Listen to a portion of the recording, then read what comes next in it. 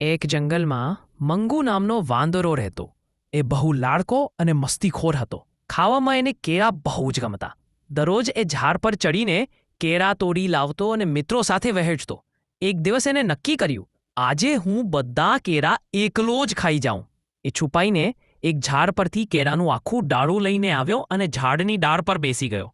પણ શું થયું? પહેલું કકેલું ખાધી, મીઠું લાગ્યું. બીજું ખાધું, મજા આવી. ત્રીજું ખાધું, પેટ ભરાઈ ગયું. સહી. ચોથું ખાધું, અરે બાપરે, હવે નથી ખવાતું. પણ લાલચી મંગુએ વિચારી લીધું, બધા ખતમ તો કરવાના જ આજ.